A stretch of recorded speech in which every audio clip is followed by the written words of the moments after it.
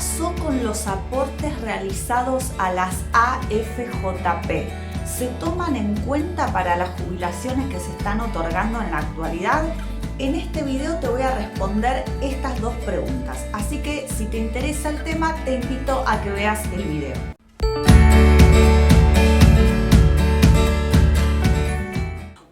Muy buenos días a todos y todas, bienvenidos a una nueva emisión en este canal. Mi nombre es Cintia Coturel, soy abogada previsionalista y soy autora del libro Tu Mejor Jubilación, que es una guía práctica para cobrar la mejor jubilación posible. Una de las preguntas más comunes que siempre me realizan en las consultas es ¿qué pasó con los aportes realizados a las AFJP? Así que por eso decidí hacer un video para que ya todos tengan la respuesta, ¿sí? Bueno, primero, ¿qué fueron las AFJP? ¿Sí? Las AFJP eran las administradoras de fondos de jubilaciones y pensiones creadas por la ley 24241, ¿sí? Rigieron desde julio del 94 hasta diciembre de 2008, ¿sí? Y la mayoría de los trabajadores activos de esa época aportaban para las AFJP, es decir, su aporte jubilatorio no iba al ANSES, sino que iba a las AFJP. ¿Qué pasó? Por un montón de motivos económicos, el sistema de capitalización fracasó y llevó a la quiebra del Estado, ¿sí? Porque los aportes de todos los trabajadores activos iban a las AFJP, pero el Estado tenía que pagar a los jubilados que ya estaban jubilados en ese momento, ¿sí? Entonces esto generó un desastre financiero y por eso se terminó eliminando el régimen de capitalización, ¿sí? A través de la ley 26.425. ¿Qué pasó entonces con los aportes? Los aportes, por lo que establece la ley, ¿sí?, fueron remitidos automáticamente a la ANSES, ¿sí? Todo lo que tenían depositadas las personas en las cuentas de capitalización. Incluso se transfirieron muchos fondos que no correspondían a jubilaciones, sino por ejemplo a indemnizaciones por accidentes laborales, etc. Y las personas tuvieron que hacer juicios para recuperar esos fondos, ¿sí? ¿Qué pasa con los trabajadores que se van a jubilar en la actualidad? Bueno, acá la respuesta está en el artículo 3 de la ley 26.425, que dice que los aportes que los trabajadores dependientes o autónomos realizaron a las AFJP se van a tomar como si hubieran sido realizados al ANSES. O sea que a los fines del cálculo de una jubilación actual no hay diferencia entre si esos aportes se efectuaron directamente al ANSES o a las AFJP. Pero como siempre hay como una trampa, que es que había dos tipos de aportes, ¿sí? Aportes obligatorios y aportes voluntarios, sí, que se podían hacer a través de distintas modalidades. El tema es, los aportes voluntarios tenían la finalidad de mejorar el haber jubilatorio.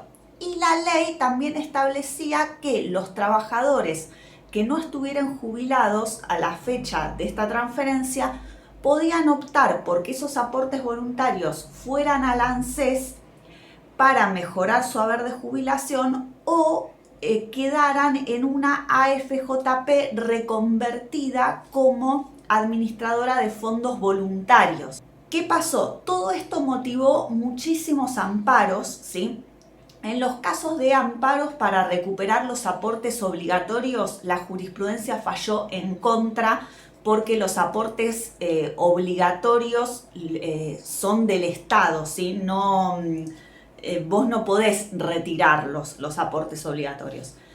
Pero en el caso de los aportes voluntarios sí hubo muchos fallos en los cuales se ordenó la restitución, ¿sí?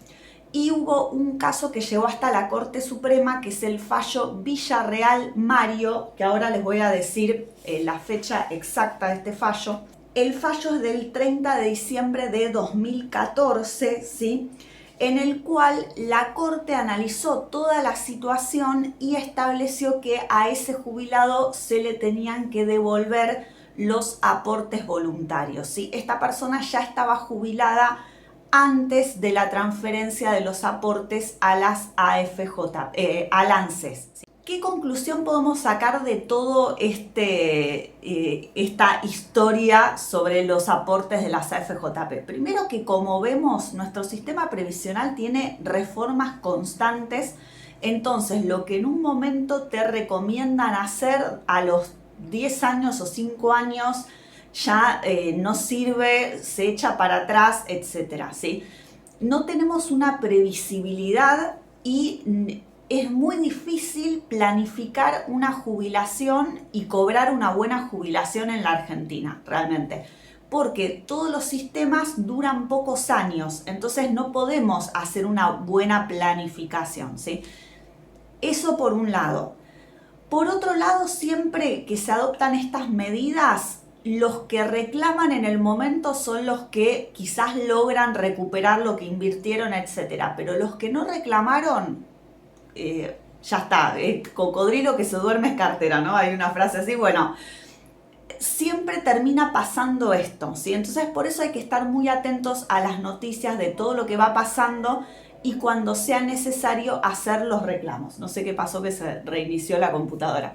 Por otra parte, los que sí hicieron aportes voluntarios y no reclamaron la devolución, habría que analizar en cada caso particular si se puede pedir el reajuste del haber jubilatorio, ¿sí? Ya está empezando a haber jurisprudencia por el tema de los que cobran un componente de capitalización, ¿sí? Porque hay haberes que quedaron muy desfasados, ¿sí? Esto da para todo otro video, sobre todo los que cobran rentas vitalicias previsionales y que son los que menos cobran.